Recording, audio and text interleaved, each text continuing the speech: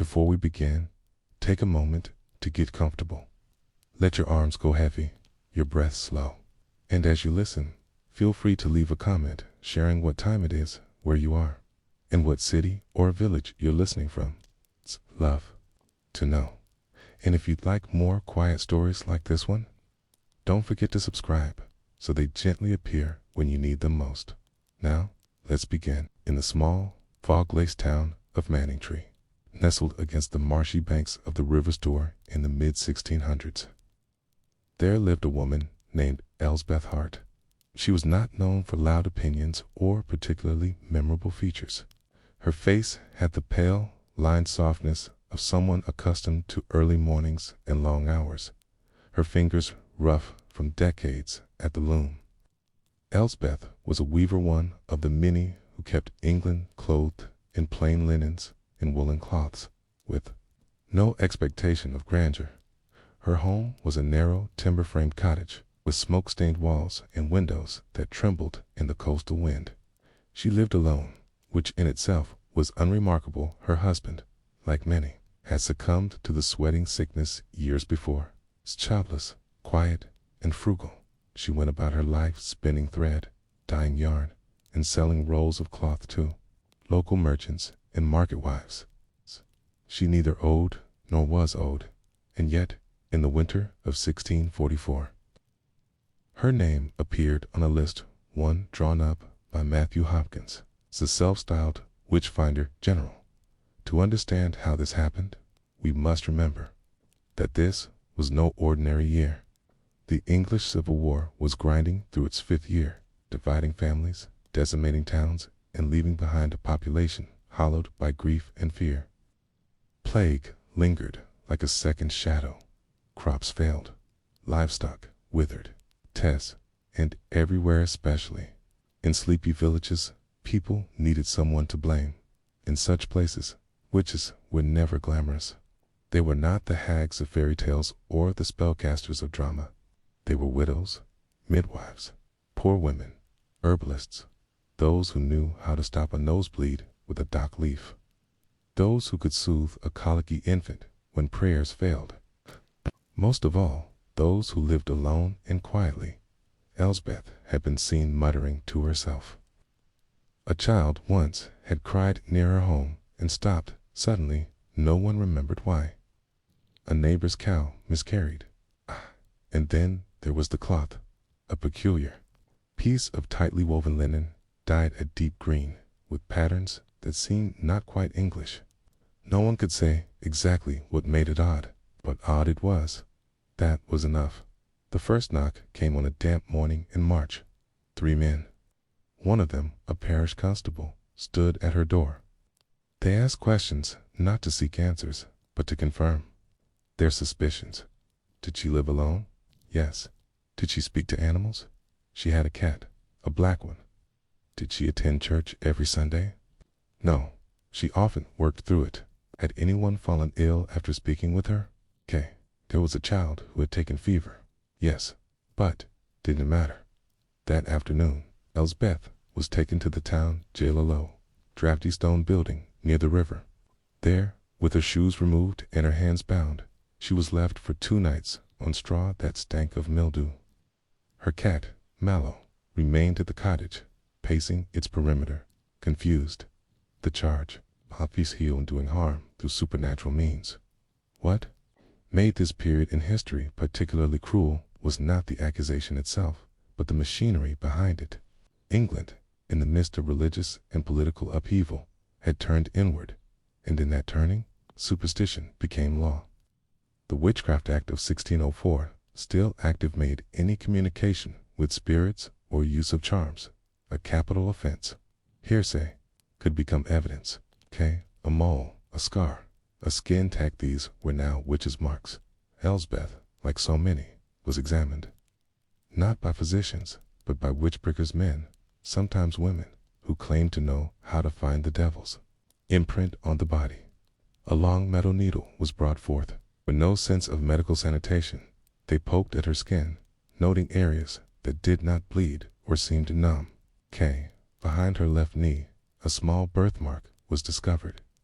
It was recorded in a book.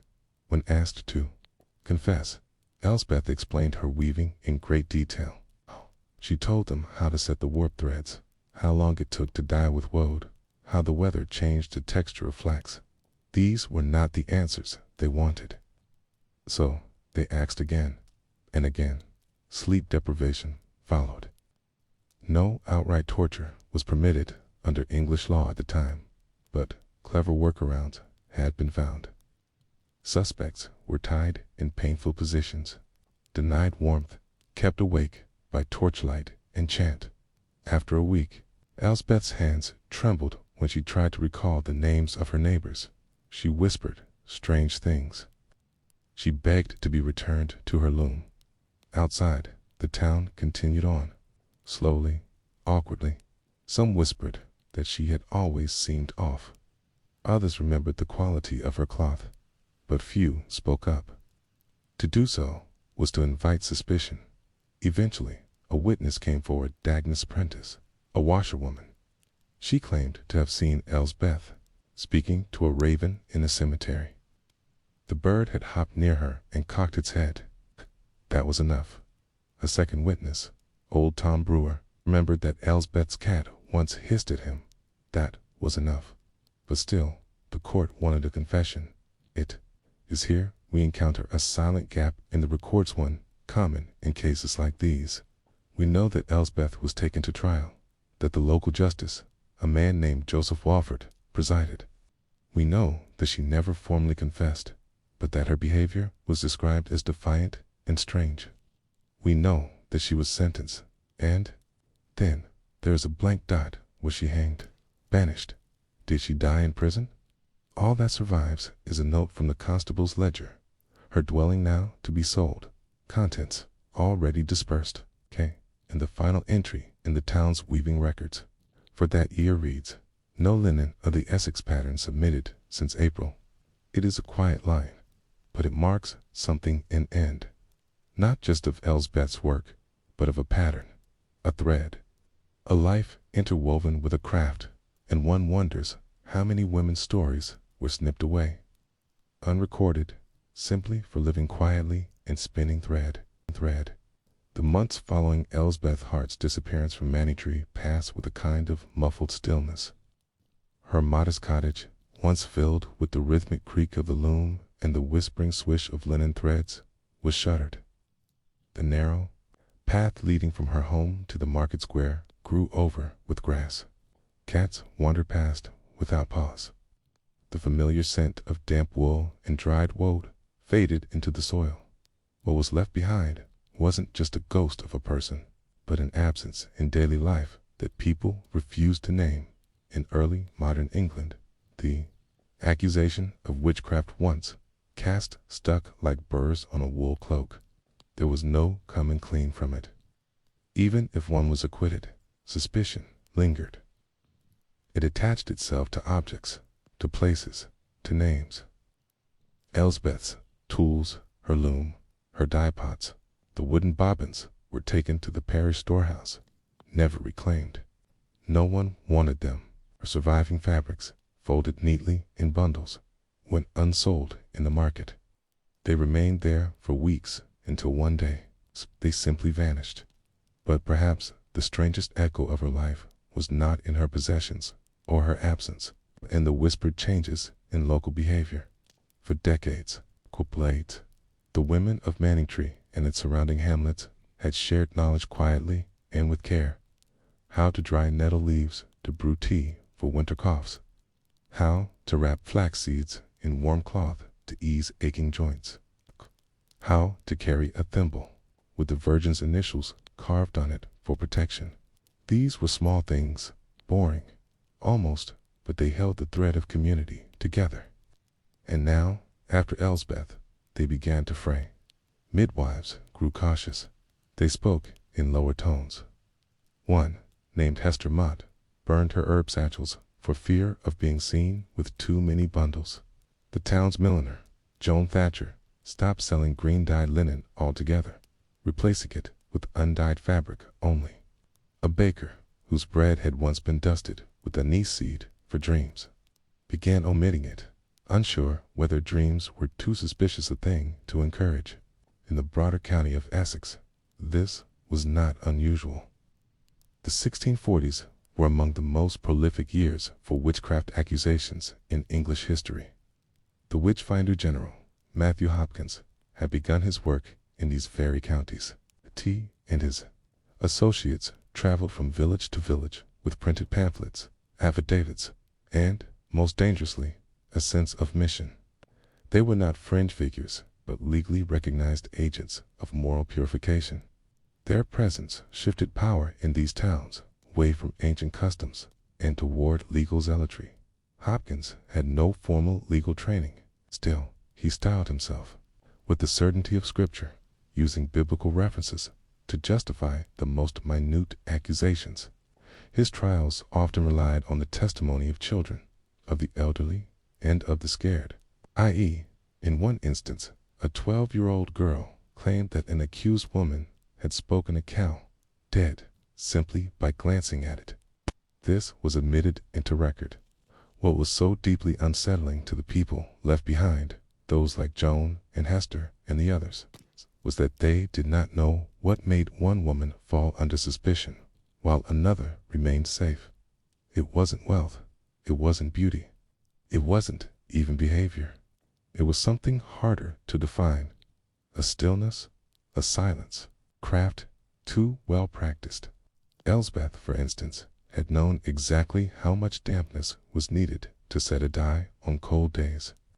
She could predict the behavior of threads simply by smelling the humidity in the air, and though that knowledge came from decades of practice, now looked like something else, something uncanny, in the months after her arrest. The town reeled from this realization that skill in the wrong context could be mistaken for danger. There were other consequences, too maller but telling. The church council in Manningtree ordered a visitation of all unwed women over the age of stay. The stated reason was to ensure moral order, but it was understood to be a quiet purge. Many of these women worked quietly at home spinners, knitters, embroiderers. Those who kept animals, a goat, a cat, a hen with unusual colorings, found them gone the next morning, left poisoned. No one admitted to it. The rector gave sermons about obedience in the house, referencing the necessity of women deferring to godly instruction and the dangers of prideful solitude. Attendance was mandatory. Those who missed church more than twice without cause were visited by CHURCHWARDENS. The message was clear. Don't be different. Don't be invisible. One woman, Agnes Fuller, who had once apprenticed under Elsbeth to learn spinning, packed her things and left. She said nothing to her neighbors and left behind only a spool of thread, still half wound on its bobbing, sat on the windowsill of her house for weeks, catching dust, its pale fibers slowly turning gray with soot. Even the weaving guild small, loosely organized gatherings of craftsmen and women began to lose members.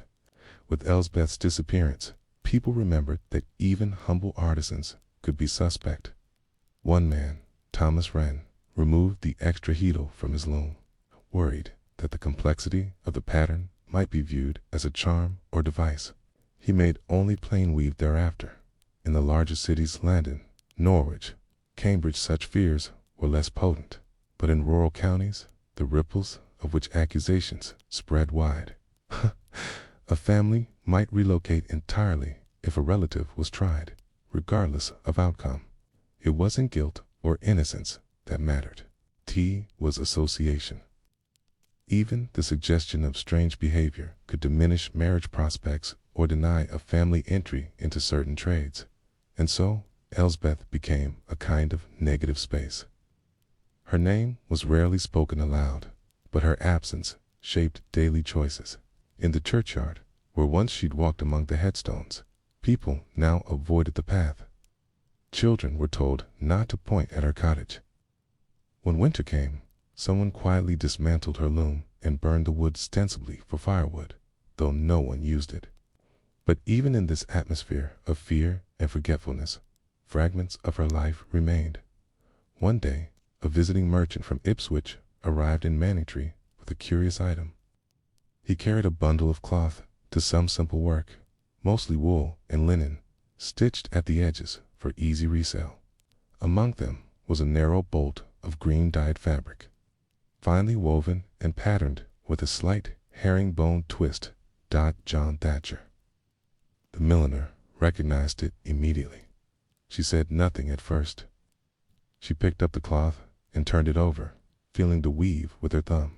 The thread was tight, the dye true and rich. There was a subtle line 3 rows from the edge where the pattern shifted. A weaver's signature that no one else would have noticed. She didn't buy the cloth. She didn't ask the merchant where he got it. Instead, she folded it and placed it back in the pile, and later told her apprentice, "Some threads run through even when the loom is gone." That bolt of cloth sold to another town, then another, until its provenance was forgotten. Its pattern subtle, patient, deliberate, might still sit at the edge of a museum shelf, misattributed to a broader style. It's not dramatic, it's not thrilling, but it's real. The memory of Elsbeth lived on, not in words, but in the quiet hesitations of a town afraid of women who wove too well, who lived too quietly, who knew things they hadn't been taught by a man. And it leads one to wonder how many lives were altered, not by what witches did, but by what others feared they might do. By the time Elsbeth Hart was brought to trial in the nearby town of Chelmsford in late summer of 1645, the world had already decided what it believed. It wasn't the judges who led that decision. It wasn't the law, either. It was the accumulation of silence, the weight of suspicion, and the power of routine acts suddenly viewed as dangerous. It was the absence of defenders, the nervous shuffling of neighbors in church pews, the careful way people spoke of their ailments, no longer attributing their recovery to herbs and skill, but only to prayer. The Essex Assizes, where Elsbeth's trial took place, had by then seen over 100 women stand accused of witchcraft in just 2 years. The witchfinder general, Matthew Hopkins, was not present at her trial, but his influence hovered like mist along the courtroom's timber beams. The trial was short, no more than a day. Like most such proceedings, it resembled less a courtroom drama and more an uncomfortable formality. A clerk read aloud a series of accusations written in plain, repetitive language. These included the death of a neighbor's child from fever, the sudden spoiling of milk in 2 households, and the more specific claim that a piece of dyed wool had bled, freeing onto a churchman's cloak during a baptism. No one asked how dye could be evidence of malice. That question had no place in this kind of trial. Elsbeth was given a chance to speak, but she said little. In surviving records, scribbled, faded, and incomplete, her replies are described as measured and subdued. She did not confess, nor did she weep. She reportedly stated only that she had worked with her hands and never with spirits. This did not help her. A local man, John Marks, testified that she had once declined to speak to him after he spat near her doorstep. He believed she had cursed him. He'd suffered leg pains ever since. A child claimed she had seen a black cat sit to still outside Elsbeth's window, and that it blinked without moving. Another woman stated that her hand had refused to lay after pecking at Elsbeth's discarded bread crust. The evidence was of the kind that could only be believed if one had already decided to believe it. No physical proof was submitted. Number, marks, or imps, or devil's pacts. But there were whispers, and that was enough. The jury, composed of local men, deliberated for under an hour. They returned with a verdict of guilty. Elsbeth was sentenced not to burn, as English law did not permit burning for witchcraft at that time, but to hang. The sentence was to be carried out within 2 days. She was taken to the edge of the town where gallows stood. Unlike the burnings of the continent, which drew large crowds and festive violence, English executions of witches were quieter, grim affairs. A rope, a cart, and a dropped-out records suggest the crowd was small. A constable, 2 guards, and perhaps 10 witnesses. Elsbeth is said to have worn a faded blue dress, the same one she wore to market, and a plain linen cap. There were no final curses, no shouted declarations. One observer noted only that she passed from this world as she had lived, with little sound. Her body was buried in unmarked ground, but in the aftermath, something shifted again. Manningtree, like many towns caught in a storm of witch trials, began to second-guess itself, slowly, quietly, not through outcry or protest, but through subtle returns to forgotten customs. Hester Mott, the midwife who had once burned her herb satchels, began again to use fennel to ease the labors of expectant mothers. Joan Thatcher once more offered green-dyed cloth to a customer, this time with no comment or hesitation. Thomas Wren added a single new pattern to his loom, still simple, but deliberate. They did not speak Elsbeth's name. Dead would have been too direct. But they remembered. The 1650s would see the slow decline of Matthew Hopkins's influence. After his death, likely from tuberculosis or another wasting illness, the panic surrounding witchcraft trials in East Anglia began to subside. Parliament and courts grew more skeptical. Legal scholars pointed to the dangerous reliance on spectral evidence and hearsay, and yet the legacy of these trials, Elsbeth's among them, was not undone. No formal apology was issued. No reparations were made. The names of the accused were not cleared. The documents stayed in archives, where they could be cited as precedent or ignored, depending on the needs of the moment. What endured most clearly was the fear of knowledge misused. To be a woman in possession of skill, especially one not taught by male authority, was to be at risk. Whether it was weaving, midwifery, herbal healing, or even simple literacy, such knowledge walked a thin line between respect and fear. The same fingers that twisted flax into thread might also be said to twist fate. The same eyes that judged the thickness of wool might be accused of casting ill. Over time, some historians would argue that the English witch trials were not only about religion or law, but about labor, skilled female labor, the kinds of labor that didn't show up in guild records, that weren't taxed or licensed by men, but which nevertheless formed the backbone of daily life. The unseen hours behind dyed cloth, behind poultices and bread loaves, behind whispered prayers over cradles. It wasn't only the fear of devils that drove the accusations. It was the fear that women could manage the world without instruction. Elsbeth Hart's life is not commemorated in any monument. No statue marks her contribution to English textile craft. No plaque honors her quiet stubbornness or the quiet, unremarked courage of her silence. But if you visit certain corners of old Essex, you might still find patterns woven into fabric that no one quite remembers how to make. You might find recipes that were never written down, but passed hand to hand, woman to woman, in kitchens too plain to be noticed. Her story is not one of heroism or grand speeches.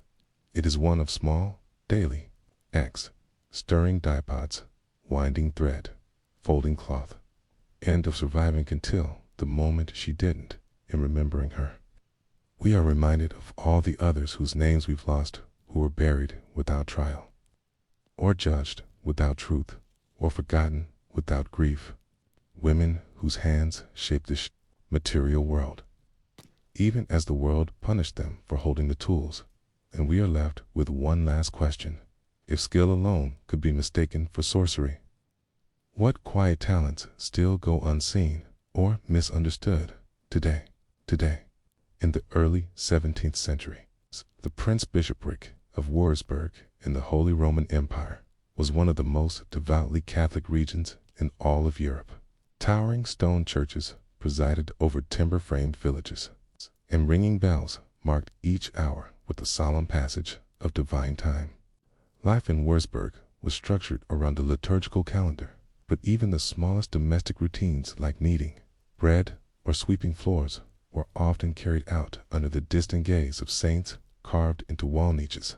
Into this world of piety and formality was born a woman named Margarethe Reber, a widow who lived just outside the city walls in a modest, half-timbered cottage surrounded by a garden of onions, leeks, and bitter herbs. Margarethe had once been married to a stonemason named Anselm, who had died in the bitter winter of 1608 from a sudden fever that swept through the outer districts. They had no surviving children. Left alone and without male protection, Margarethe did not retreat into silence, as many widows were expected to. Instead, she became known for her acts of charity. She baked ash-bread cheap loaves made from bran ashes and scraps of rye flour and distributed them to the children of beggars. She gathered rags for sick women in the hospital. She dried wormwood and mugwort and shared them with travelers who complained of stomach pain. She lent out her copy of The Imitation of Christ to younger women in the parish and led them in whispered prayer on rainy days when Mass was hard to reach. These actions, while seemingly saintly, were unusual enough to attract attention in Wurzburg. Charity was meant to be institutional. The church operated the almshouses, the leprosariums, the kitchens. Private acts of mercy, especially those not conducted under clerical supervision, were seen with discomfort. After all, who could guarantee that a widow's ragged poultice was properly blessed? Who could say if the dried herbs she gave were medicinal or diabolical? And why did her loaves, cheap as they were, seem to last longer than others?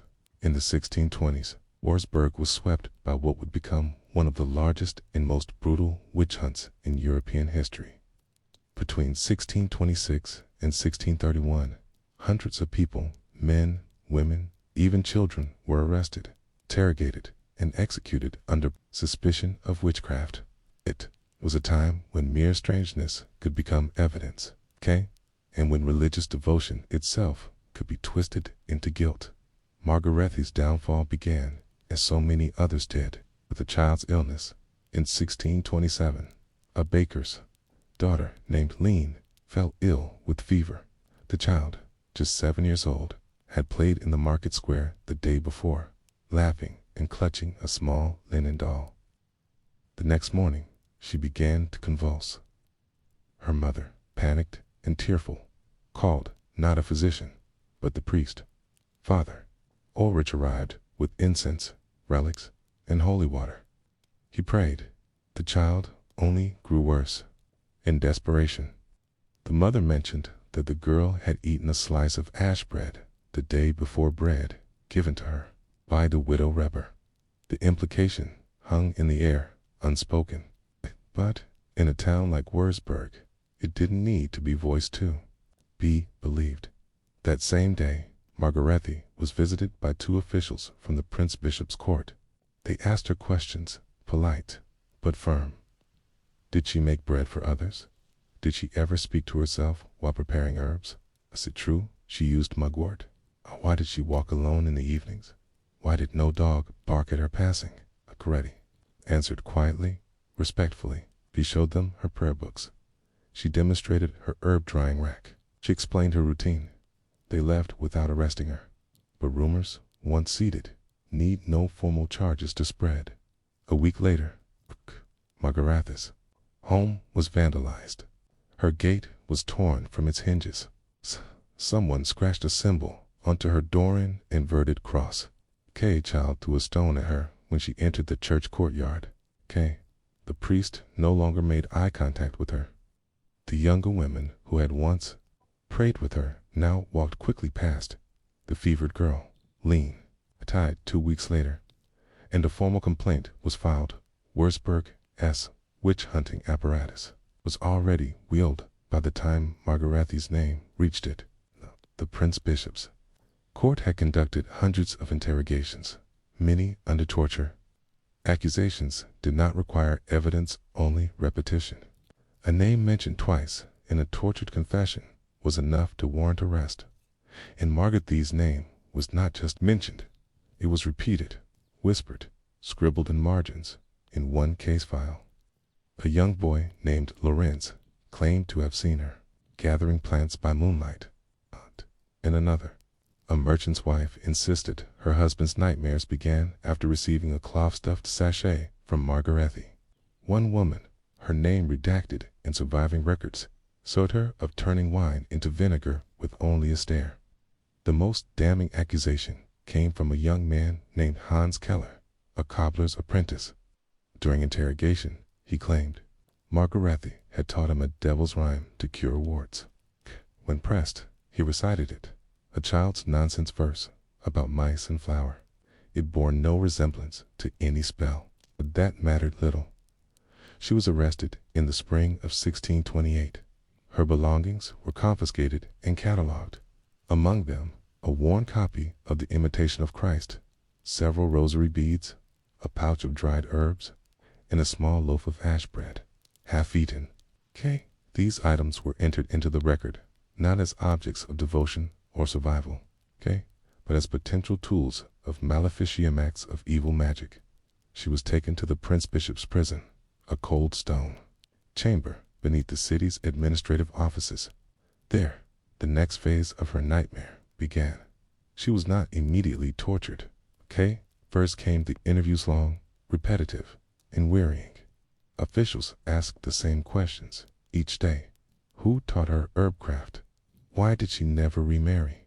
Did she ever dream of animals? What prayers did she say at night?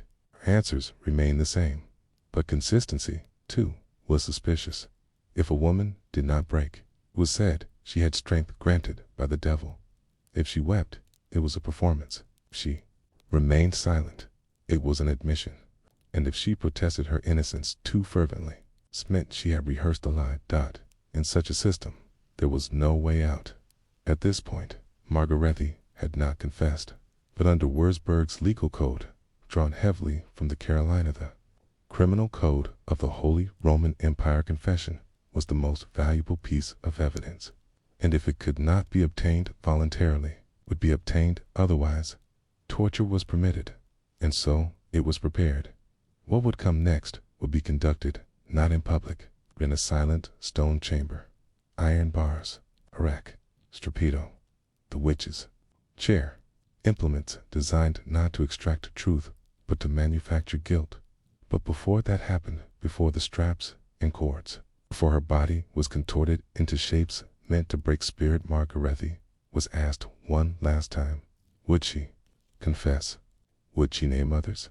She looked at the floor. Her hands, chapped and trembling, were clasped tightly. She said, I have no magic. The guards led her away, and the record ends there. But what became of Margarethy Reber? Did she survive the torture chamber? Did she ever break? Was she executed? The room where Margarethy Reber was held during her interrogation had no windows. This was common in Wurzburg's lower prison chambers, where the accused were kept before sentencing.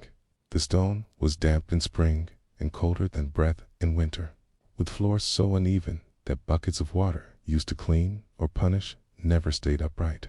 Light came only by torch or candle, and sometimes not at all, depending on the jailer's mood. After her arrest in 1628, Margarethy remained in this space for several days before the first physical examination took place. In witch trials across early modern Europe, particularly in German principalities, it was believed that the devil left his mark on the flesh of his followers, which is mark usually painless to the touch, often shaped like a mole, a wart, or a discoloration. Midwives or older women were often called upon to examine female prisoners for such signs. In Margarethy's case, the official record shows that a local midwife, unnamed, declared she had found a discoloration near the left shoulder, unmoved by pin or prick. This was not uncommon. Most adults had some form of birthmark or scar, but in a time of panic, Such ordinary signs were taken as extraordinary proof. This supposed mark was logged in the report, and used to justify the next phase. Torture, the bureaucracy of pain, unlike the chaos of mob accusations or village gossip. The Prince-Bishopric of Wurzburg administered its witch trials through a surprisingly methodical framework. Torture was not random, required approval from multiple officials. Confession was the goal, but only one that matched the existing suspicions.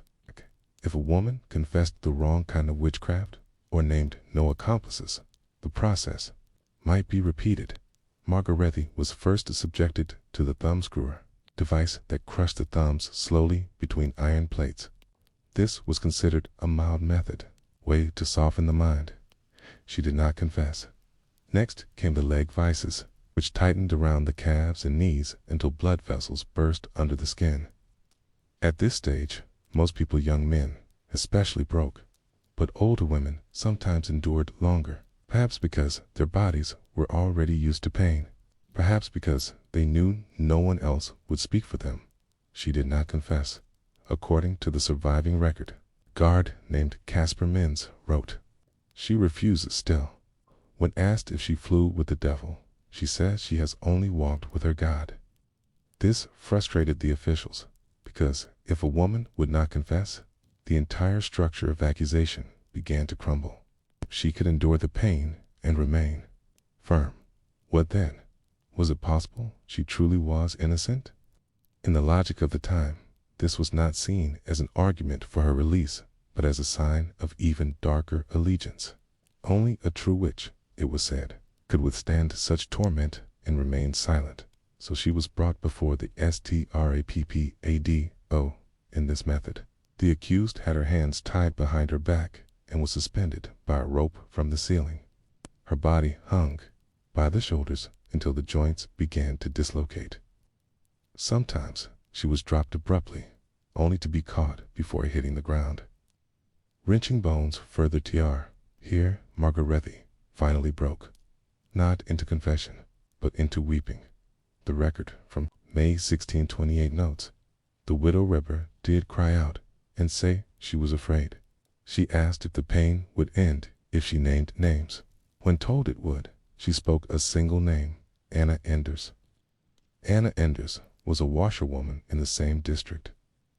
She had, at some point in the past, argued with Margarethi over a borrowed wooden tub. That was all it took. The next day, Anna was arrested. Margarethi, now guilty by her own words, was returned to her cell. The pressure to continue her confession increased. Who else? Did she fly to the Sabbath? Did she kill animals with the plants? Did she curse children? She denied all else, but it didn't matter. The damage was done. The sentence, by late June 1628. Margaret Reber had been in custody for over 2 months. Her body, weakened by torture and a poor prison diet, could no longer stand for long.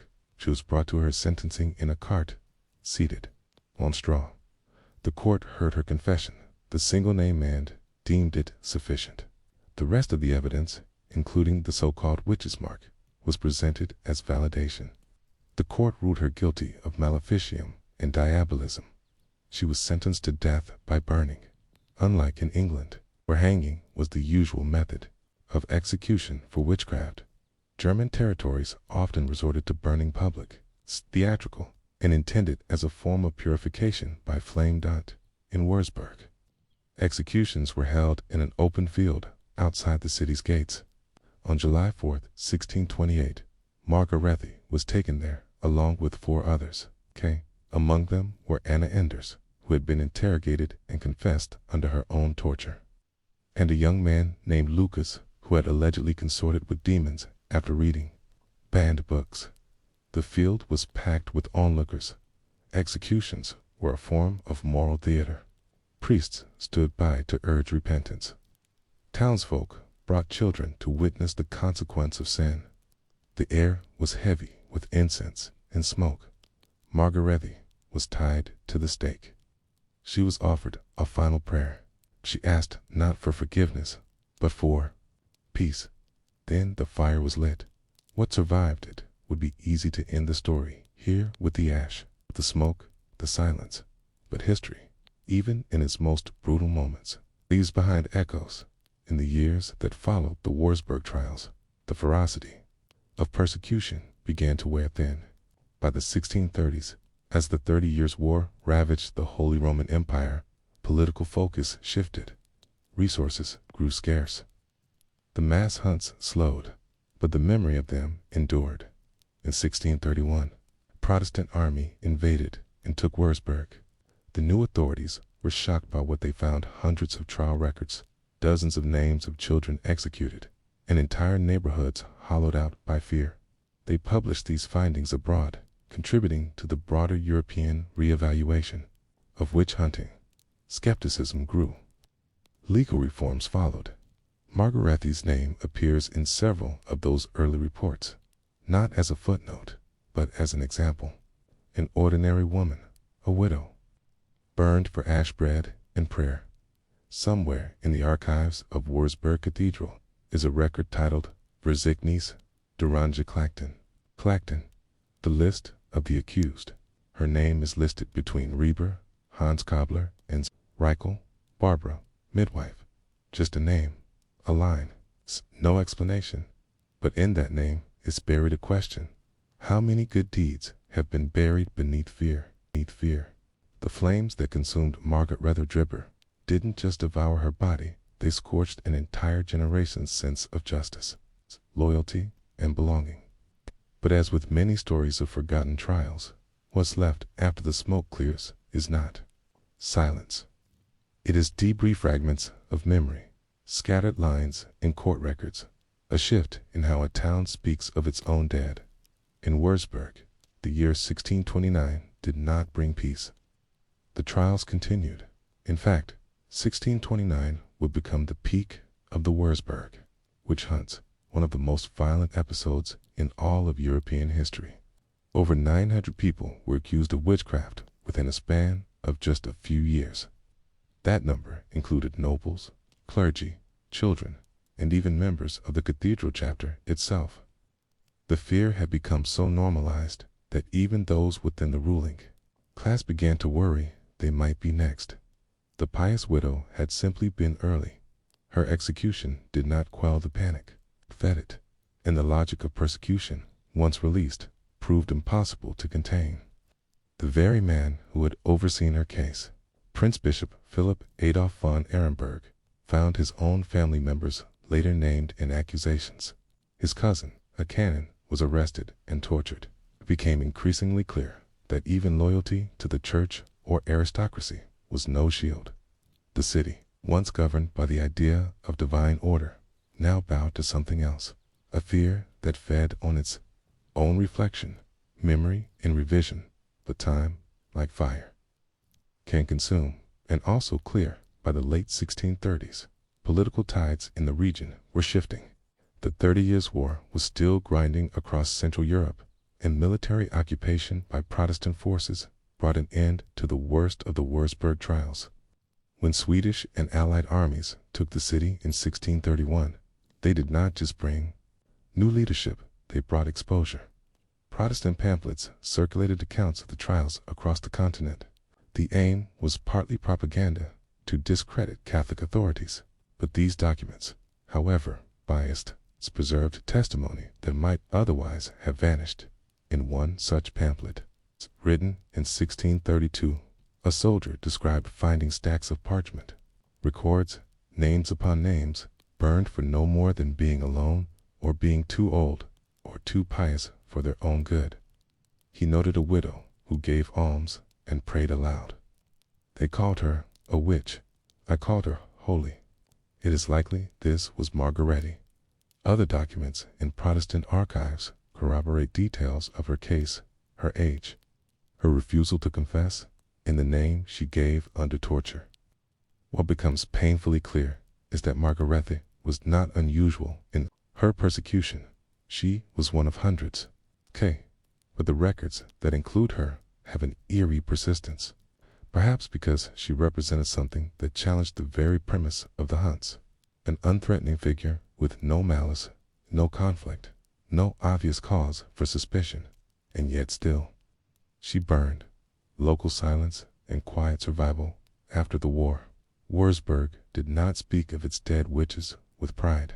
Unlike Salem in Massachusetts, which built a cultural identity around its trials both in shame and remembrance, many German cities simply buried the past. There was no public memorial for the women like Margarethi, no plaques, no preserved prison rooms, no museum of justice. In fact, the mass executions were omitted from public history for centuries. It wasn't until the 20th century, during local archaeological and legal history projects, that scholars unearthed the full scale of the events.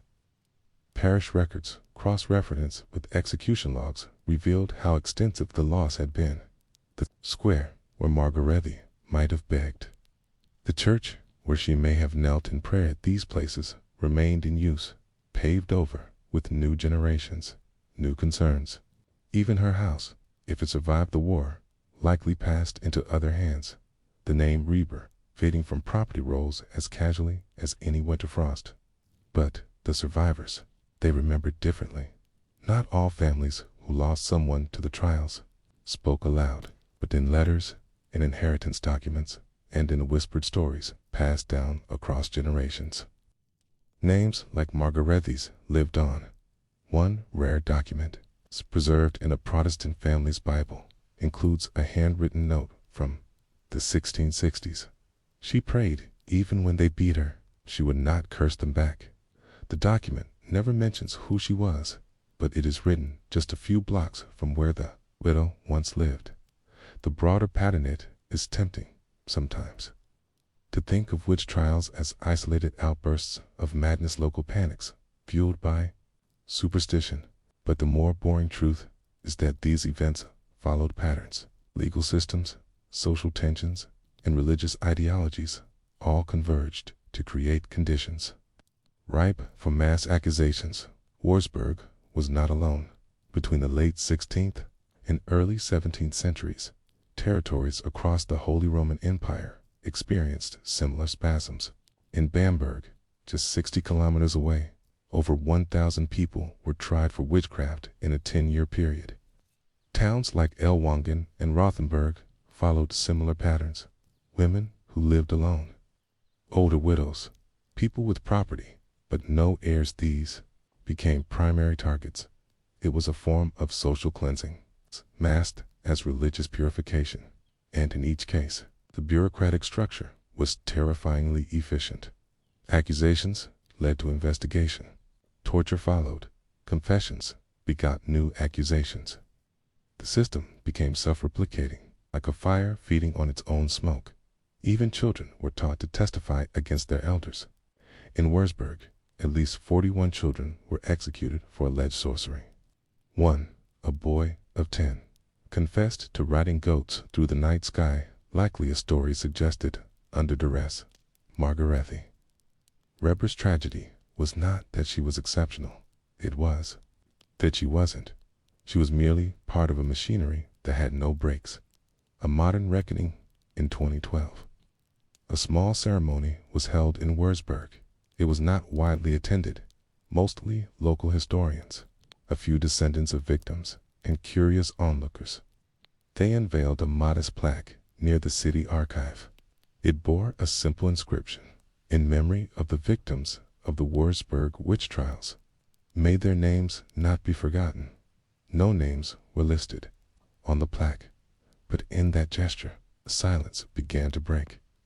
Local schools added lessons about the trials to their curriculum. Guided tours mentioned the torture chambers. Scholars began to trace genealogies, recovering family lines severed in the 1600s, and somewhere in the University of Wurzburg's law department, a graduate thesis was written entirely about Margarethi. Reber. It explored her case file, her absence of motive, and her reluctant confession.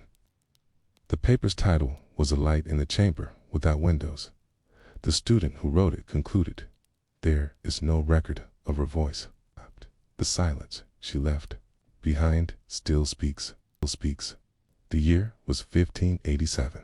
In the village of St. Leonard, nestled in the foothills of the massive Central, had not seen a proper rain in nearly 2 months.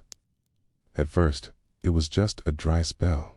Then it became a whisper, then a worry, then a wound.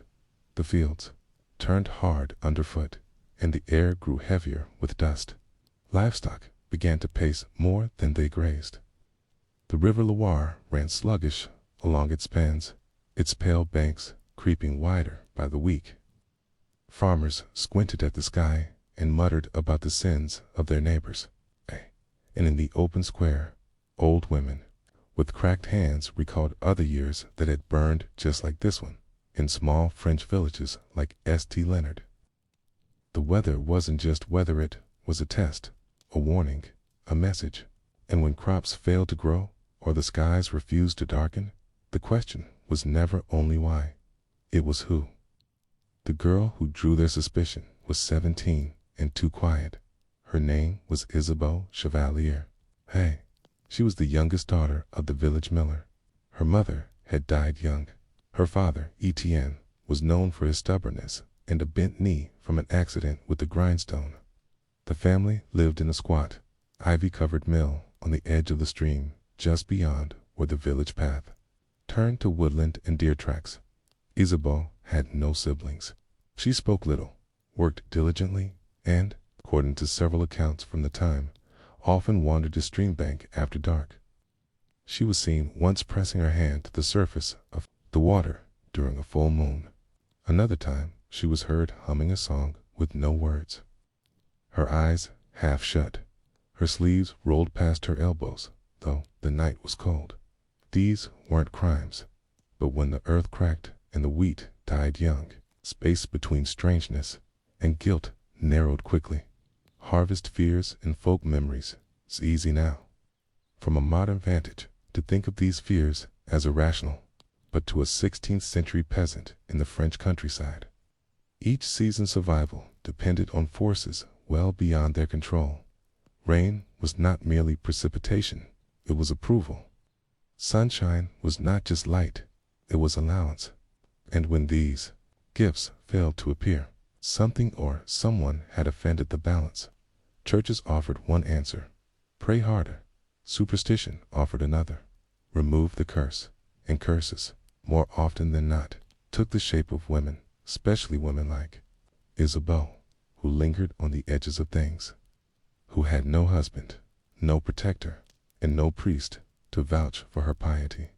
In many ways, her fate had been written before her first accusation. What brought the whisper to the magistrate's ear was an evening in July, when a brief and sudden rainfall broke over the village. It lasted all of 15 minutes, but it came on the same day that Isabeau had been seen walking barefoot to the chapel ruins, a collapsed Romanesque structure to fields beyond the edge of town. She had been carrying, of all things, a bowl of ashdot. She was alone. The next morning, a shepherd boy told the local deacon what he had seen: a woman with a bowl, smoke that came from no fire, a ring of wet grass where none should have been. He never said her name. He didn't need to. Customs, cures, and confusion. The strange part, perhaps the most misunderstood element, is that Isabeau, by all available records, was not feared by everyone. Some saw her as gifted, a wise girl, a remnant of older traditions. Folk healing, as it was then called, was still alive in the 1580s, even as the Catholic Church cracked down harder on cunning women and their remedies. Isabeau, it's believed, had learned some of these ways from her mother. Neighbors said she could cure boils with a poultice of moss and milk. She brewed a tea from crushed violet roots that eased stomach pains. One widow swore that Isabeau's touch had calmed her infant during a night of fever when the physician wouldn't come. So why then did they turn? Because belief is brittle under pressure, and fear moves faster than memory. When the fields failed, then the wine grapes browned too early. Folk healing became folk harm. Skills became suspicion. And when a woman is helpful, she is tolerated till she is needed too much. After the brief rain in July, no further storms came. The crops in the neighboring parishes wilted. Men sharpened scythes that never touched wheat, and one by one, fingers pointed toward the girl at the edge of the stream by Maya Daugus. The local priest father, Martin, had written to the diocesan court in Le Puy. His letter still survives. We have among us a young woman of singular bearing. The people say she sings to the water. I've heard this myself. They say she cures with herbs not taught by any doctor of the faculty. The rain came only when she prayed alone. There is worry here. I ask guidance. Guidance, in this period, often meant something else entirely. It meant inquiry. The tribunal arrives. Zebo was not arrested at first.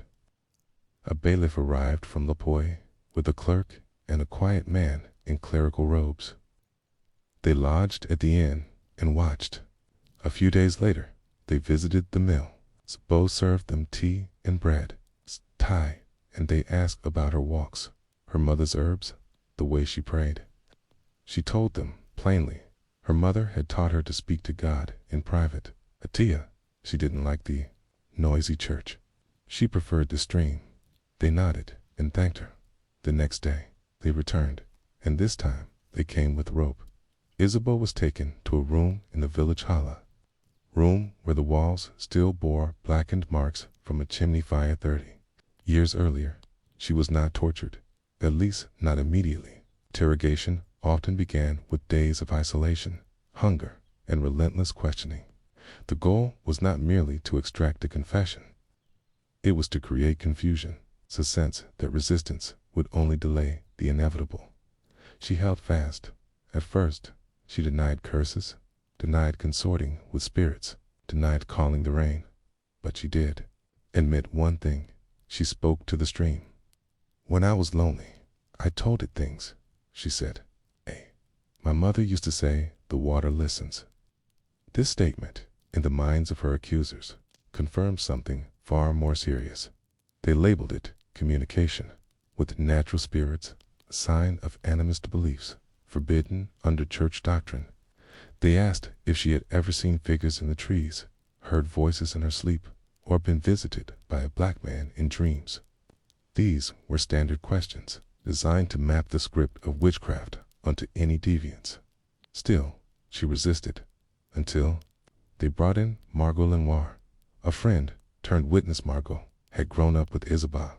They had played near the mill as children, shared scraps of honeycomb, learned to plait each other's hair. But Margot was now married to a man with fields that had dried to stone. Her mother had lost 3 goats that summer. Her uncle's vineyard had turned to rot, and when offered the choice, would protect a girl from the past or protect her place in the present. Margot chose. She told the tribunal that Isabeau had once whispered a rhyme to the sky, that she'd seen her draw circles in the dirt with a broken bone, that she had said she could make the clouds come closer. These may not have been true, but they were enough. On September 2nd, 1587, Isabeau Chevalier was formally charged with heresy and witchcraft. The document survives, stained with time, listing 3 offenses: practicing unlicensed healing and ritual invoking nature spirits through spoken charm, calling forth weather through unnatural means. The charge sheet ends with a phrase that chills more than any detail. She has not denied the stream. The accusation of witchcraft, once made official, carried with it not just stigma, but structured in the world of 16th century France, particularly in rural dioceses like Le Puy. The machinery of Inquisition moved slowly but deliberately. There were procedures to follow, witnesses to examine, and above all, a confession to obtain. The confession, public, preferably tearful, was considered not just evidence, but salvation for the community, for the soul, for the balance between heaven and earth. Isabeau Chevalier had, by all known records, still not confessed, and that, more than anything, frustrated the tribunal. The role of the tribunal consisted of 3 main figures: a clerical inquisitor sent by the Bishop of Le Puy, a secular magistrate from Montbrison, trained in canon law, and a lay observer, typically a respected elder from the parish or village. These three operated with authority, delegated by both church and crown. Their goal was not only to examine guilt, but to restore moral order through public correction. The first 2 weeks of Isabeau's imprisonment were spent in questioning, always in French, but occasionally slipping into Latin when reading the formal charges aloud. She was given bread, water, and straw. The air in her cell was thick with mildew, as the hall had no proper ventilation. Her father was not allowed to visit. Several villagers were brought in to testify, though few claimed to have seen her doing anything overtly harmful. Instead, they spoke of odd habits, strange timing, the way animals sometimes avoided her path. One boy claimed that after speaking to her on a Sunday, he developed a cough that lasted 4 days. Another claimed he saw her throwing herbs into the stream. A woman swore Isabeau's gaze had made her child wet the bed individually. These stories meant little. Together, they made a mood, and in the law of the time, mood could become motive. Silence. As resistance, what stands out in the surviving record is Isabeau's silence.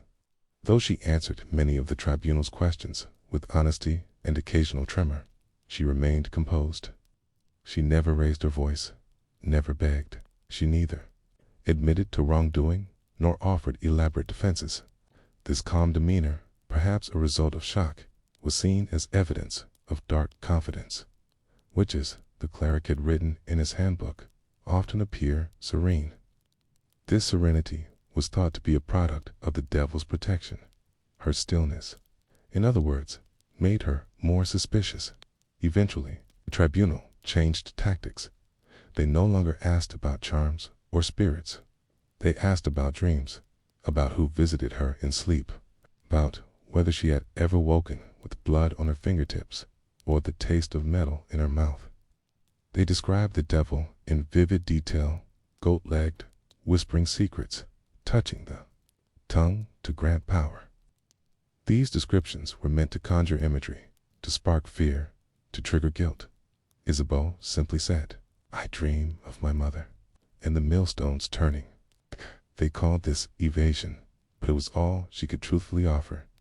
The specter of torture at this stage of the process, the tribunal was permitted to request the application of question extraordinaire, what we would now call judicial torture. Under the law of the time, torture could only be used if the suspect had not confessed and if multiple witnesses had offered corroborating accounts. Isabeau's case walked the edge of this line. There were whispers, there were sightings, there were vague, fearful testimonies. But there was no single act of harm that could be clearly attributed to her. No dead animals, no children seized by fits, no pots boiling over in her presence. And so, the tribunal hesitated, instead of proceeding directly to torture. They ordered a public shaming. On the last Sunday of September, Isabeau was led through the village square in a simple wool shift, her hands bound loosely in front of her. A placard was hung from her neck, bearing the Latin words superstitious, AC invocatrix, nubium superstitious, and a collar of clouds. She was not struck, she was not jeered loudly, but the silence was worse. Neighbors she had known since infancy looked away. A young boy spat near her feet. An old woman crossed herself twice. Her father stood at the edge of the crowd, his face drained, his hands trembling at his sides. This public procession was meant to break her, but it did not. That evening, back in her cell, she reportedly asked for water and nothing else. The unexpected visitor sometime in the first week of October. A friar arrived from the town of Brioude, a small, gray-haired man named Benut, who had served as a teacher before his retirement. Unlike the tribunal, his purpose was not judgment but confession. His task was to speak with the accused privately, offer spiritual counsel, and if possible, draw out a statement of repentance. His method was gentler. He spoke of storms and droughts, of how the world tested the faithful, of how, sometimes, the devil used people without their full knowledge. of how sin could enter through dreams and loneliness. He did not accuse Isabeau directly. He gave her space, and for a moment, this space seemed to allow something to shift. Isabeau told him a story. She said that when she was little, her mother had taught her how to listen to water, that water had moods, just like people, that when it ran clear and fast, it was happy, but when it stilled, under moonlight, it was thoughtful. When it churned with mud, it was angry. The friar asked if the water had ever spoken back. She paused. "No," she said, "but I thought it might, once." The friar asked when. She said it was after her mother died, and she was lonely. She sat at the edge of the stream and asked if anyone was still with her. The wind moved to surface. A dragonfly passed, and for a moment, she thought she heard a voice like breathing, but it could have been the wind, she said. He nodded, and he left her with a prayer for protection, not damnation. This encounter was recorded in the tribunal's journal, but noted with suspicion. The friar, they wrote, had grown too fond, too soft, and so, once again, the tribunal returned to the matter of torture. The physician's examination before physical coercion could begin. The accused had to be examined for a witch's mark, a small area of the body believed to be insensitive to pain, gifted by the devil. A physician from Clermont was called. His name is recorded as Pierre Lost, a balding man of rigid manner. He examined Isabeau with a midwife present. She was stripped, prodded, and pricked with a long brass needle across her arms, legs, and back. No mark was found, but Lost noted a freckle near her left hip that did not respond to pressure. This was enough. He declared it suspicious, and the tribunal approved the use of minor torture. The instruments of pressure, the first technique used, was known as the strappado. A rope bound the victim's wrists behind their back, and they were hoisted into the air by this rope before being dropped suddenly. The shoulders did not dislocate immediately, but the pain was immense. Isabeau endured to such drops. The clerk noted that she wept, but did not scream, that she said only the Lord's Prayer over and over. No confession came. The tribunal, now desperate, considered a third drop, but the magistrate objected, not out of mercy, but out of concern that the girl would die before she spoke, and without a confession. The execution could not be justified publicly. The church wanted clarity, the crown wanted closure, and the village wanted peace. So, for the first time, the tribunal paused. They sent word to Lapuis, asking for guidance. Meanwhile, Isabeau was returned to her cell, her arms bruised and nearly useless, her wrists bound loosely with cloth. She could not sleep. She could not raise her cup to her lips. But still, she refused to name the devil, refused to invent a Sabbath, refused to say the stream had taught her anything. And perhaps that silence, more than anything, made them fear her even more, even more. By the middle of October, the rains had returned to the valley, not in torrents, but in soft, sullen drizzles that turned the dust to clay and softened the edges of the cracked furrows in the fields. The villagers of Montbrison, relieved to see the parched land slowly rebloom, made signs of the cross beneath their cloaks and muttered quiet thanks. But among some, the thought festered that this sudden rainfall was unnatural, too timely, too complete, as though conjured, and that again brought their thoughts to Isabeau, the young woman with hollow cheeks, whose wrists were now wrapped in linen, whose eyes remained dry even after her shoulders had been hoisted from their sockets, and who still had not confessed. Inquisition had rules, but it also had politics. Too many accusations unanswered threatened to weaken the moral authority of the clergy. If witchcraft was claimed, but never proven, people might begin to doubt the system itself, and so a decision had to be made, not by divine revelation, but by practical necessity. The return of the bishops.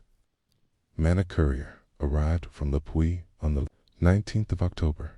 He bore a letter sealed in blue wax and written in the slow, measured hand of Bishop Armand de Valin. The letter did not demand execution, nor did it call for acquittal. Instead, it proposed a compromise, a quiet exile. Isabeau Chevalier was to be released from formal custody, but banished from Montbrison and its surrounding diocese. She would be forbidden from living within 50 leagues of the region. Her father, if he chose to accompany her, would be allowed to sell his mill, provided he left within a fortnight.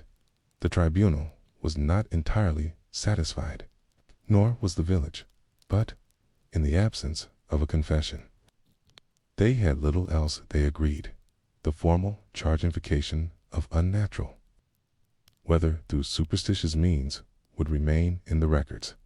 Isabeau's name would be marked. Should she ever return, she would be subject to immediate arrest, but she would not die.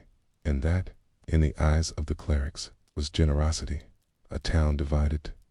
Village did not meet the news with celebration. Some felt cheated, denied the spectacle of justice. A few believed she should have been burned, regardless of confession. They whispered that her refusal to scream under torture proved her allegiance to darker powers. Others, more quietly, were relieved. A baker's wife left a satchel of bread and dried beans outside the tribunal door the day before Isabeau's departure. A boy carved a crude wooden bird and left it by the stream where she had once sat. The old Friar Benute, before returning to Brioude, left a folded parchment with a psalm and 3 sprigs of lavender under her straw pallet. And her father, Etienne, packed their things: 2 sacks of flour, 1 wool cloak, and the locket his wife had left behind. The mill was sold at a reduced price to a cousin of the magistrate. The sale was legal, but hasty. Etienne did not argue. His eyes had aged 10 years in 6 weeks. On the morning of their departure, Spo did not cry. She simply turned once at the edge of the square, looked at the roof of the tribunal hall, and lowered her head. She did not look back again. What became of her? The official records end there. The archives from Montbrison contain no further mention of Isabeau Chevalier after 1582. No birth, no death, no second accusation. Her name disappears, like many of the accused who were exiled rather than executed. But a separate document is covered in a 20th century ecclesiastical inventory in the village of Saint-Sever-de-Montagat, offers a curious mention, in a ledger, of midwives and herbalists granted informal permission to practice within parish boundaries. There appears the name Isabeau Chevalier, with a small notation beside it, from the north. The entry is dated 1591, 9 years after the rains, 9 years after the silence. Whether this was the same woman, no one can say with certainty, but it would not be unusual. Many women accused of superstition fled one region to practice quietly in another, adopting new identities, modifying old customs, and relying on memory instead of formal training. They served as healers, listeners, and midwives. Their knowledge, once feared, became essential, especially in parishes with no resident doctor or abbess. They boiled feverfew for headaches, steeped rue for cough, burned dried sage to repel lice. They advised women through childbirth and whispered prayers for stillborns. They became, in time, part of the local rhythm, neither fully trusted nor fully banished, just needed. And so, perhaps, Isabeau lived out her life quietly on the margins, tending to the sick and watching the sky, not for portents, but for the patient return of rain. The broader pattern, her story, as haunting as it is, was not unique. Across France, Germany, Switzerland, and parts of Italy, hundreds of women met similar fates. Some were burned, others drowned, but many more were simply marked and forgotten. Exile was a quieter form of execution's social death without the spectacle, a way to remove the problem without the flames. The charge of weather, magic invoking or withholding rain was especially common in agrarian regions. Crop failures led to hunger, hunger to panic, panic to blame, and blame in an illiterate society was often cast on those whose habits seemed slightly off. A girl who walked alone, a woman who didn't attend Mass every week, a widow who brewed her own tonic, a daughter who did not wail loudly enough at a parent's funeral. These were not crimes, but they were noted, and the notes became stories, and the stories became charges, and the charges led to silent sore death. The lessons we refuse to learn. What does it mean then to remember Isabel? To hold space for a girl who never confessed, who never cursed, who never denied, but simply was. Perhaps it reminds us that fear, once stirred, demands a resolution. And when none is given, it creates one. That the desire to explain the world's cruelty often transforms into cruelty itself. That people in pain will reach for the nearest outcast to make sense of what they cannot control. In a strange way, Bo's story teaches us not just about the past, but about how fragile justice can be, about how easy it is to mistake difference for danger, and how the quiet refusal to liven in the face of pain can itself be a radical act. So, if you ever walk along a stream in a quiet village, can you see an old name carved faintly into a stone? Remember that once, long ago, a girl listened to the water and chose not to speak what they wanted to hear. The mist rolled down the hills of Friuli like a weary army, slow and steady, washing over the vineyards and the sloped tiled roofs of Cividale del Friuli, a quiet town tucked in the northeastern edges of the Venetian Republic. Cividale was as ordinary as any other. It had its markets and its shrines, its chatter and its silence.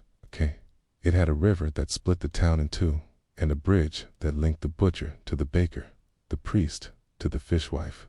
And in the year 1588, it had a widow named Caterina Corvi. She lived on the edge of the upper bank, in a house she had once shared with her husband, quiet cobbler, who had died of a lung illness, leaving her with no children, no debts, and a surprising amount of herbs. Caterina was not young, nor was she old. She was not poor, nor especially rich. She owned a pair of goats, 4 chickens, and a courtyard that smelled of sage and thyme. She paid her tithes, nodded respectfully at Mass, and kept mostly to herself. She was, in every sense, a typical widow, except for one thing. She could heal. The remedies Caterina's garden was not ornamental. It was a space of quiet labor oregano for fevers, marjoram for cough, tansy for worms, and yarrow for wounds that would not close. She had been trained by her husband's aunt, a midwife who had served the region for decades, and who had insisted that a woman should know both the Latin and the local names for her plants. And so Caterina did. She boiled, brewed, soaked, poulticed, and steeped. She whispered prayers, not because they were magical, but because the rhythm of the words calmed the patient. She never made grand claims. She could not cure the pox. She could not raise the dead. But she knew how to ease a swollen joint and what to do. When the mother's milk would not come, the villagers came quietly. They came at dusk, or with their cloaks drawn, not because they feared her, but because they feared what it meant to need her. To seek help outside the doctor was already 1 foot out of social bounds. But the doctor came to Dot, not openly, not in daylight, but once, late at night. He knocked on her gate for a tincture for his wife's sleeplessness. She gave it without comment, and she thought, perhaps foolishly, that this meant she was safe. Whispers and winds then. The spring of 1589 came, and the winds brought more than pollen. A child died, then another, then a third. They had drunk water from the same well near the northern gate. It was later found that the wooden bucket had rotted, and bacteria had made its home in the wet fibers of the rope. But before that conclusion was drawn, before logic had a chance to settle, and the fear had already bloomed. 3 boys, they said. 3 mothers with healthy pregnancies. Why did they sicken so fast? Tell why didn't the doctor's powder help? Why did Katerina say it was better to use thyme tea instead? Someone remembered a story from long ago of another woman, also a widow, also quiet, who had once lived in the next valley and been burned for poisoning a well. No proof, only memory, and memory, when stirred by fear, becomes flame. The first official notice came on parchment, signed by the town notary, stamped with the seal of the Doge's local magistrate. It was not an accusation, not formally. It was an invitation to testify, to speak about what she knew regarding the health of the children, and whether she had offered any advice. Katerina read the letter in silence. She folded it carefully, laid it under a jar of dried bay leaves, and spent the evening sweeping her courtyard until the dust no longer rose. The next day, she arrived at the council chamber in clean linen and a brown shawl. She brought no defense, only her own name and the memory of every sick child she had failed to save. The notary asked questions. What did you give the mothers? What did you say about the well? Have you ever been paid to speak with spirits? Have you ever found objects buried near your door?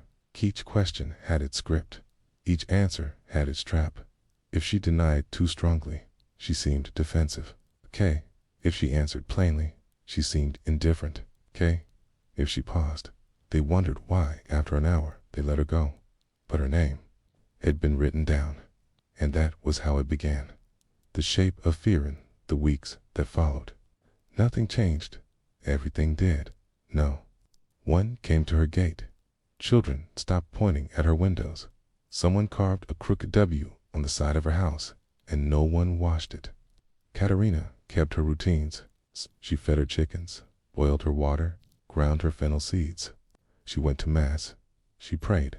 But inside, she began preparing, not because she believed she was guilty, but because she knew how quickly innocence could be ignored when the crowd needed someone to blame. She burned her notes, gave away her dried mushrooms. She told the goat seller she might be selling her animals soon. She sewed coins into the lining of her cloak, and she waited. The second summons arrived at dawn. Not parchment, but boots. 3 men in gray cloaks. One with a rusted chain. One with a list. This was no invitation. Asterisk. This was arrest. They did not bind her wrists. Not at first. Caterin. A corvée was too calm, too small, too unresisting. But the moment she stepped into the fortified stone building near the edge of Cividale's administrative square, the one used rarely and only for unusual trials, she understood what the next days would be. The walls were damp with a kind of memory. The ceilings arched with no elegance. There was a sense in the very stone that screams had once bounced off these surfaces like dropped fruit.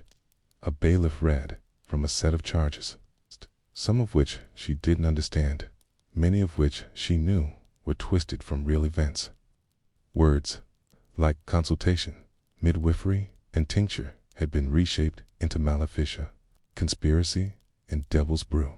There was no lawyer, no defender, no family to speak on her behalf, only the notary and the inquisitor, and the scribe, who scratched her every word down like it might combust, if not, preserved.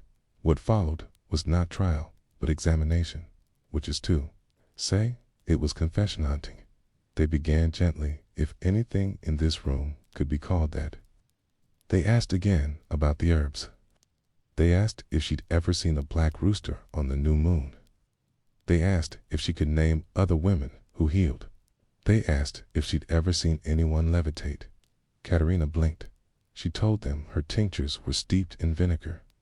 She told them goats sometimes climbed rocks, which might look like levitation if you'd never left the city.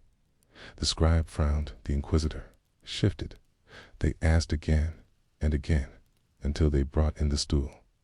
The interrogation begins the interrogatorio. Senza tortura was, as many authorities liked to pretend, not torture. It was discomfort. a way to make the body more cooperative than the mind. She was made to sit on a wooden bench without back or cushion for hours, then forced to stand in one place for more. They brought in the weights, not crushing, just enough to swell the ankles, enough to make the knees tremble with each passing hour. They lit no fire. They stretched. No limbs, not yet. But each breath grew heavier. Each answer they didn't like prompted a new record. A new delay, a new session. Soon, they began bringing her own words from the past. Townsfolk had been questioned. Neighbors, shopkeepers, a girl she'd once soothed through a miscarriage, a man she'd cured of jaw rot after an infected tooth. Their words were clipped and rearranged. She told me to bury a coin in the ground. A key said fever could be drawn out with garlic on the soles. I once saw a black cat in her courtyard. None of these were crimes, but placed in the ink of a notary. They felt heavy. One woman testified that Katerina had given her a boiled seed. That forced the child to come out early. It was, most likely, parsley root or pennyroyale, common abortifacient in quiet circles of women. Dangerous, ancient, illicit, yet known. Caterin said nothing. The inquisitor smiled without mirth. He reached for the test del Agatha, test of the needle. Pricking for the devil's mark, it was believed that a witch bore a mark somewhere on her body, a sign where Satan had kissed her. Patch that would not bleed nor feel pain. They brought a board and a knife.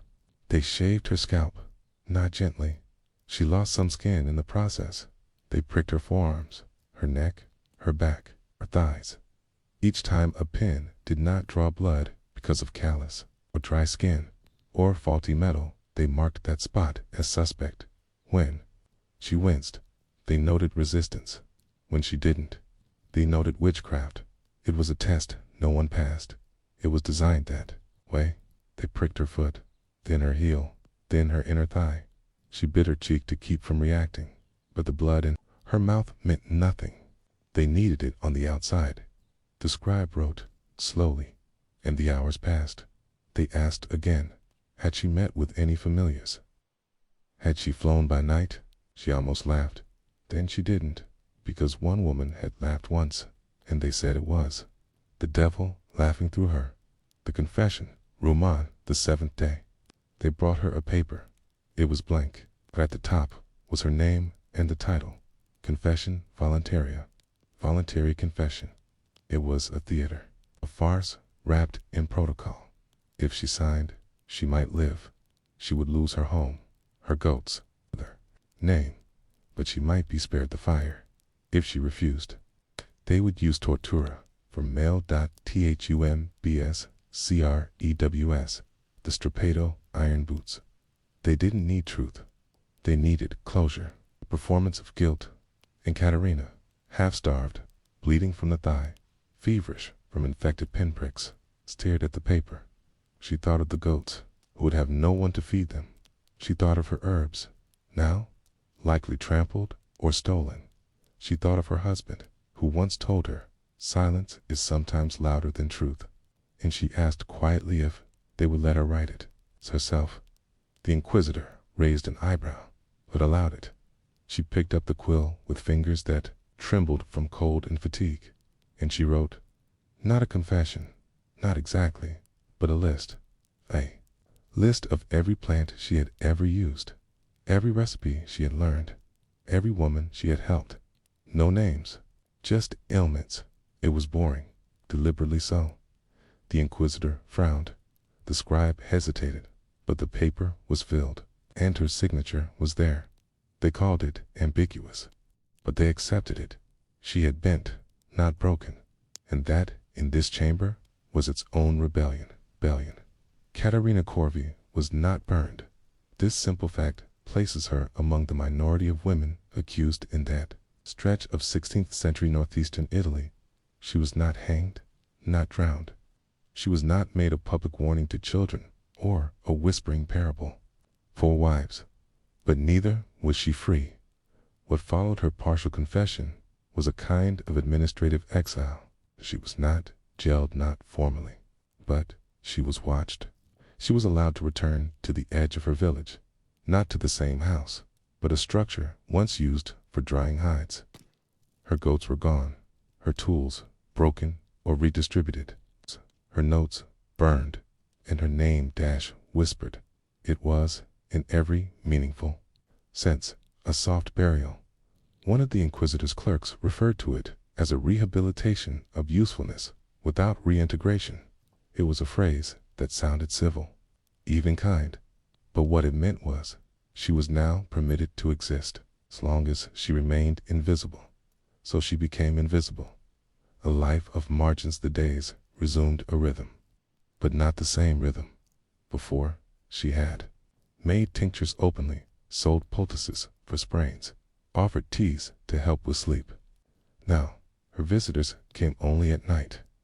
They arrived by the back path, past the old stone well, and left no payment.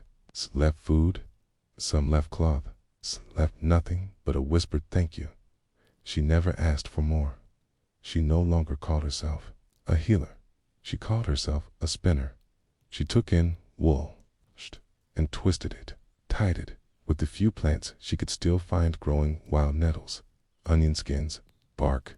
The dye from elderberries made her hands faintly violet. To the town, she became a shadow of utility, not a citizen, not a pariah, a presence tolerated. She avoided markets. She avoided inns. She was not invited to festivals, but nor was she removed. Again, Inquisition records noted that she was calm, penitent, and cooperative. What they didn't write was that she was lonely. That loneliness, in this era, was its own form of torture. It wasn't loud. It was the kind of silence that rearranged how a person thought, the kind that made every glance feel weighted, every cough a suspicion, every child's curious stare a wound. And yet, she survived, which, in 1580s Italy, was no small thing. Witchcraft's bureaucratic shadow, what many today forget, is that the machinery of witch accusations was not simply mobs and bonfires. It was filing cabinets. It was official seals. It was letters between bishops and regional governors debating the meaning of a confession's wording. For every stake set alight in a public square, there were a dozen inquiries that ended in nothing but silence. But silence could still shatter. A life.c. Aterina had never flown on a broom. She'd never made a pact. She didn't own a grimoire, though she had once borrowed a Roman text on herbal pharmacology from a traveling scribe. It was taken during her questioning and never returned. And yet, because she had treated cramps, helped women deliver in secret, or perhaps just refused a merchant's advances, her name was added to a ledger of suspicion. Those ledgers traveled across dioceses, across decades. Long after Caterina had grown old, stopped spinning, and been quietly buried without a priest, her name reappeared in 1627. A copy of her voluntary confession was used to cross-reference the case of another widow near Udine. That woman, too, had treated miscarriages, and her case did not end in silence. Caterina's life, then, became a footnote used against another. Is an uncomfortable truth. Even survivors in the age of witch trials left behind the tools of persecution. The questions they answered were turned into scripts. The things they endured were reused as templates. No scream went to waste. No lie stayed. Local. And for Caterina, her greatest act of resistance may have been this: she lived long enough to bore the church, to outlast the urgency of her own trial, to become paperwork. The last years and the paper trail. No one recorded the exact year of Caterina's death. The parish ledger for Cividale skips several winters due to a clerical replacement, and no family member logged her passing. Her grave is believed to be unmarked, possibly beside the churchyard wall, where non-consecrated souls were sometimes buried without ceremony. A place for suicides, unbaptized infants, and women like her known, but not named. But what survives is this: 3 pages of trial notes, a copy of a confession, signed with a hand that trembled but did not falter. A list of verbs with annotations made by a man who probably never understood half of what he was reading. And her name, Katerina Corvi, not a witch, not a saint, just a woman who outlived her usefulness to the fearful, and somehow outlived the fire. Reflection: in the modern imagination. We often think of witch trials as singular explosions of chaos, people burned on impulse, accusations hurled like stones. But the reality, especially in regions like northern Italy, was quieter, more administrative, more paper than pitchfork. Women like Katerina were not erased in a moment. They were eroded over months, and their resistance was not rebellion. It was survival through dullness, a deliberate refusal to be interesting enough to kill. In that, perhaps, lies the real story of early modern Europe's most dangerous women, not those who cast spells, but those who cured headaches, not those who cursed crops, but those who brewed teas. And perhaps the strangest thing of all is this: even as they were being forgotten in life, they became the backbone of our medical past.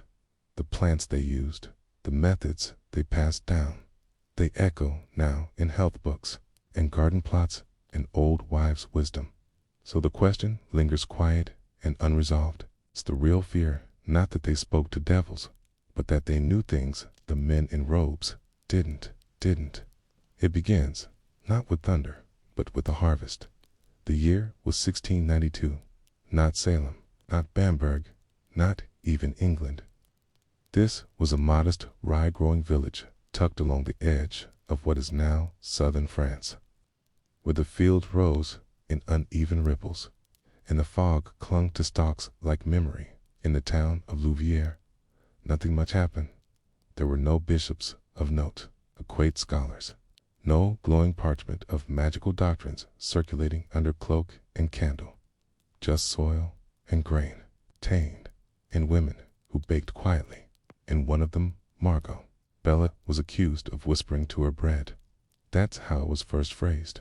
Not sorcery, not heresy, strange murmuring while kneading dough. A neighbor said the loaves rose unnaturally fast. Another insisted the crust formed too evenly. A third swore Margot had smiled the morning after a thunderstorm, as if she knew the lightning had spared her roof on purpose. These were the kinds of things that became charges in a town with no real drama. The appearance of harmony itself became suspicious. Margot was a widow. That didn't help. She was a widow with no children. That was worse. She was a widow with no children who owned her own house, had a small herb garden, and never went to church unless it rained. That, for some, was reason enough. So it began. Not with fire, but with questions. And in Louviers, questions came quietly, like mold under beams. The bread that rose to Margot's loaves were popular. That much was true. She baked with rye, primarily mixed with barley or oat, depending on the season. She soaked her flour longer than most, claiming it made for fewer stomach aches. She used water from a specific well behind her house, not the main village supply. She fermented her dough in a bowl lined with stone, not wood. In the early months of 1692, when other bakers were complaining of slow proofing and cracking crusts, Margot's bread stayed soft, dense, satisfying. Some said it was luck. Some said it was skill. One man, a cobbler named Henry, said it was the devil's yeast. He said it to his wife. His wife said it to her sister. Her sister said it to the town midwife, who said nothing until the midwife's baby died of fever, and she needed someone to blame. Soon, Margot's garden was being watched. Her well was sampled, and a fragment of crust was carried by hand to the neighboring town of Frisson to be inspected by a priest who had once studied medicine. His verdict: unusual softness, potential indication of altered leavening. Quest further inquiry. It was enough. Margot Bellat was summoned. An inquiry in the cellar. The people of Louviers had no formal witch court. Instead, They held inquiries. These were not trials in the legal sense, but sessions led by elders, sometimes with a priest present where the accused were asked to clarify behaviors. Margot was brought to the meeting house. She brought a basket of bread. She sat calmly, and for 3 hours she was asked questions like, "What prayers do you say before baking? Do you ever speak to the flour? Have you sold bread to any stranger not from this village? Did your animals respond to you in a peculiar way? Did your husband leave you any books?" Margot answered plainly, "No." "Yes." "Once." "Not." "Really?" "Could not read." She passed a small test, reading aloud from a psalm and repeating the Ave Maria in Latin. She did not stutter. She did not twitch. She did not recite the words backward or giggle mid-sentence, both considered signs of hidden allegiance to unholy forces. The inquiry ended with no formal charge, but it was not over. Whispers in villages like this do not dissipate when questions end. They curdle, and curdled, they spread, especially when bread is involved. A month later, 5 families reported strange dreams after eating Margot's rye. A child vomited and claimed he saw a woman with goat's eyes in his sleep. An elderly man fell while carrying a loaf and broke his hip. None of these things were connected. Not really. But connection is rarely about evidence. It's about timing. Grain of madness historians today have wondered if Louviere's rye was tainted. Ergot, a fungus that grows on rye in wet conditions, can cause symptoms that mimic visions, hallucinations, convulsions, sensations of crawling skin, burning limbs. Some even link ergot to the hallucinations behind larger witch panics. But in Louviere, there was no awareness of fungal contamination, only patterns. And patterns in frightened minds become symbols. The second inquiry was not held in public. It was underground, literally in the cellar of the old monastery building. 5 men attended, 1 priest, 1 midwife, 2 elders, and the local blacksmith who had once witnessed a trial in Marseille and was therefore considered experienced. Margot was asked to remove her shoes. Her hands were bound, not harshly, but formally enough to signify that she was now a subject of suspicion. They asked about her husband's death, about the well, about a bundle of rosemary tied with black string. They asked why no one had seen her cry during Easter service. Margot said she preferred to cry in private. The blacksmith called this evasive. The priest asked if she feared eternal judgment. Margot asked which kind. That, they wrote later, was the moment doubt turned to certainty. Not because of what she meant, but because she didn't clarify. They took it to mean she thought there were different kinds of judgment. Not one God, but many, or worse, a sliding scale. This was enough to keep her under watch, not in chains, but under constant eyes. The third meeting would not be inquiry. It would be a hearing, and it would not be held in the cellar. The moment Margot Bellet became truly dangerous, at least in the minds of the village of Louviere, was not the moment she whispered to her bread, or the moment she answered to cleverly during the second inquiry. It came, instead, from the ground, specifically from her well in mid-October of 1692. After several weeks of unusually cool and damp weather, a carpenter named Jules was repairing a nearby roof when he noticed something peculiar. The ground around Margot's well had shifted. The stones looked recently remortared. The alignment of the bucket rope seemed tighter, and most troubling to Jules, the water itself had darkened slightly. He told the priest, who told the elder, who told the blacksmith. That was enough.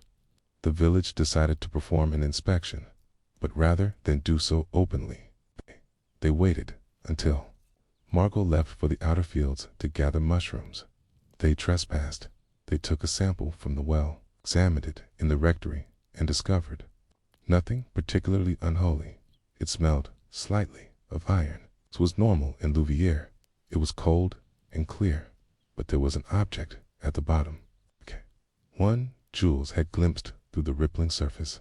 something flat and circular, the size of a hand mirror, resting just beyond reach of the lowered ladle dot. They ordered it retrieved. A boy from the village, thin and underfed, was lowered down with the rope. He came back up, white-faced, holding a wooden disc etched with the marks, not Latin, not French.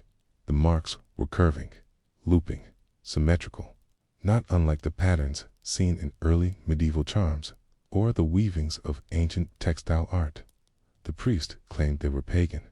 The elder said they looked Eastern. The blacksmith said they looked intentionally confusing. That last opinion carried weight in suspicious places. Clarity was a virtue. Ambiguity was guilt. The third gathering, held in the open Margot, was summoned again, this time with no euphemism. It was not an inquiry or a discussion or a friendly examination of faith. It was a hearing held in the main meeting square beside the bell post. The object from her well was displayed on a small cloth table, surrounded by herbs collected from her garden. The crowd murmured as she arrived, escorted, though not yet shackled. Margot stood barefoot on a raised wooden platform while the town priest asked her to explain the artifact. She squinted at it. "I've never seen it before," she said. The crowd inhaled. The blacksmith, arms crossed, said nothing. The midwife who had lost a child in the spring narrowed her gaze. And then someone in the crowd said, too loudly, "She lies." It came from a woman named Claire, who had once shared a boundary fence with Margot. They'd argued years ago about the growth of herbs too near the border. Claire pointed at the disc. "She buried it," she said. "I saw her once, after sunset, by the well." That, of course, was enough.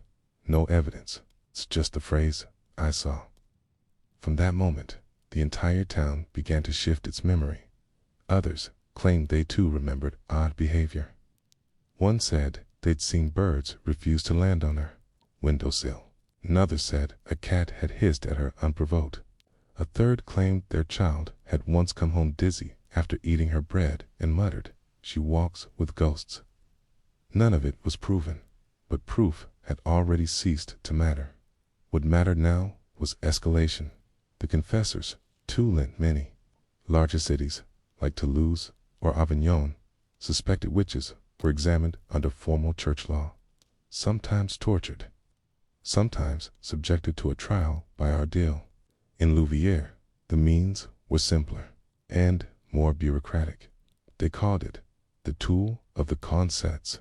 It was, in essence, a long stick with a silver pen at the end. The accused was asked to bare their skin, usually the back, arms, or legs, and the examiner would prick for what was known as a witch's mark. These marks were supposedly patches of skin insensitive to pain, gifted by the devil, often in the form of moles, freckles, or birthmarks. Margot was stripped to her underclothes and stood quietly while the priest prodded. He found 2 freckles, one on her rib, one behind her knee. He declared the one behind the knee unusual. They pricked it. She flinched. This, ironically, was taken as suspicious because the flinch was too slight. She did not cry out. The priest murmured. Margot said nothing. She knew by now it wouldn't matter. The elder suggested she be taken to the holding chamber room beneath the meeting hall, once used to store barley. She was not yet condemned, only detained, pending clarity. She would sleep there on a straw mat, with no candle dot for 5 nights. The silence beneath the meeting hall, those 5 nights became a point of local legend. Children claimed they heard singing. Others said she whispered to rats. Still others swore they saw faint green light from the cracks in the boards. None of this was true, but by the end of the week, tamed, the mood of the village had hardened. Margot, formerly a neighbor and baker, had become other. The priest began preparing the formal documentation to request judgment from a higher authority at the diocese of Carcassonne, 2 days' ride east. This would make Louvieres's decision cleaner. If Margot were judged by an external tribunal, her punishment, if given, would not rest on the conscience of Louviere alone. The midwife objected. She wanted the matter handled locally. The blacksmith agreed. He said the people deserved closure. So, in the shadow of the bell post, a vote was held. 13 village members stood to vote. 11 voted for local trial. 2 abstained. None opposed. Margot was not told of the result. Not yet. She remained below, while above her planks were sanded. Incense burned, and a post was sharpened. The missing loaf, and then something peculiar happened. The morning before Margot's scheduled public hearing, a loaf of her bread left on a tray as evidence was gone. No one confessed to taking it, but hours later, a child named Thomas came forward, crying. He had taken the loaf, tempted by the smell. He had eaten it, and claimed to feel no pain in his mouth. This, bizarrely, was considered damning. Pain was associated with penance, a conscience. To eat the bread of a witch and feel nothing, no shame, no burning tongue, meant the bread suppressed the soul's alarm. A strange logic, but one that felt reasonable to those who already wanted her gone. The loaf was never recovered. Thomas, for his part, was not punished. He had, after all, proven her danger. And so, the final hearing was announced. It would be public, it would be held at dusk, and the penalty if she were found guilty would be banishment, which, in a town like Louviere, was as good as a death sentence. For who would trade with a banished woman who would house her? What roads could she walk that weren't watched? By the time the villagers of Louviere gathered for Margot Bellet's final hearing, the mood had turned from curiosity to quiet certainty. It wasn't the kind of sharp, angry certainty that stirs crowds into a frenzy.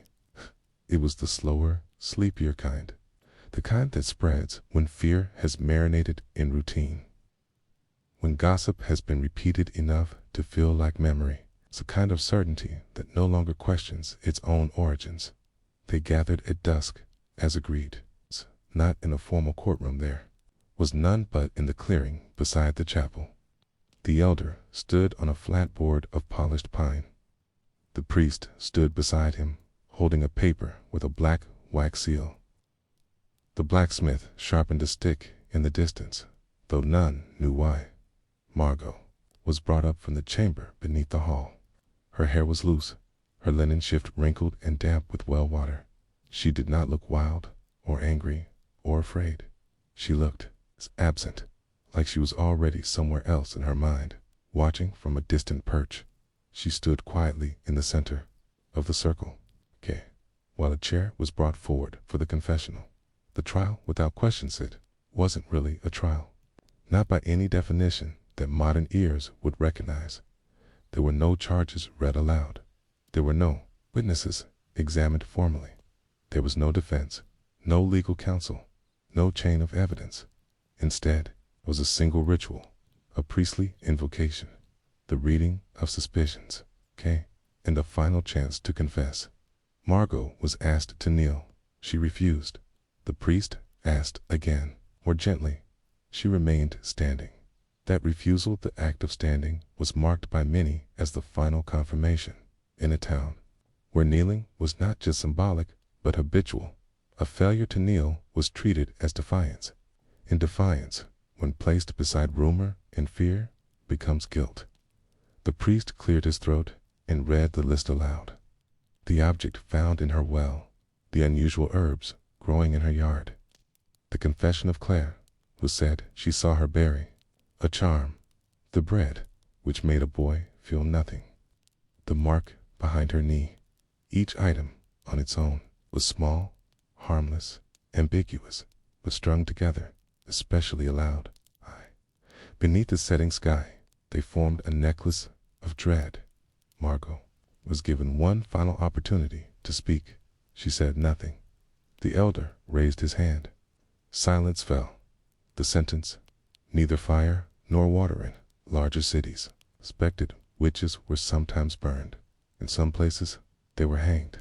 In others, thrown into rivers under the logic that water being pure, would reject the guilty and float, damned to the surface, while the innocent would sink. The Louvière had no formal pyre, no gallows, and its river was shallow, so the village opted for the oldest punishment it knew: exile. Margot Bellat was to be banished. She was told to leave before sunrise, to take nothing but what she could carry, to walk eastward, past the stone boundary where the old road split toward the forest. If she was seen within 3 miles of the village after sunrise, she would be considered unprotected. That phrase, unprotected, was code. Everyone knew what it meant. It meant any harm that befell her would not be punished. The farewell nobody watched that night. Margot was given a satchel of old bread and a skin of water. A boy the same, one who had eaten the missing loaf, was assigned to walk behind her as she left, to ensure she didn't turn back. He was told not to speak, to follow, until she passed the stone boundary. Nobody watched them go, not even Claire. There was no applause, no jeering, no tears, just the wind moving through the orchard as her figure disappeared into the gray mist of early dawn. When the boy returned, he reported that she had not looked back once, that she had not wept, that she had not muttered any curses, that she had simply walked steadily until she was no longer visible, and that, oddly, a blackbird had landed on her shoulder for a moment before she passed the marker. This detail made the priest frown. Birds, after all, had their own meanings, but no one mentioned it again. The empty house, Margot's house, remained vacant for months. No one wanted to live there. The well was filled in. The garden was burned. The elder offered the land to a carpenter who'd lost his barn in a storm, but he refused. The soil remembers, he said, eventually. The council decided to build a small shed over the plot, where old tools and lumber could be stored. The roof leaked, the boards warped. Several villages claimed it was colder inside than out, even in summer. But the structure remained. The children called it the Shed of Silence. Sometimes they dared each other to knock on its door 3 times after dark, but most left it alone. Margot herself was never seen again, or rather, not in Louvière. Years later, a merchant passing through claimed to have met a woman east of the forest near a riverbank village, who sold bread wrapped in cloth with strange patterns. She was older, quiet, with dark eyes. She never named herself, but the bread, he said, tasted better than any he'd known. It was warm, even at dusk, soft, even in winter, and it never seemed to go stale. He said she wore a small pendant carved from wood, in a shape he didn't recognize. He asked where she was from. She replied, "A place that doesn't speak my name anymore." The aftermath in Louvière for a time. Life in the village returned to normal. The baker's wife took over the bread-making duties. The well was sealed. The priest died the following spring of a fever. The elder lost his voice not long after, and was replaced by his cousin. And Claire, the woman who had testified against Margot, developed a tremor in her hands.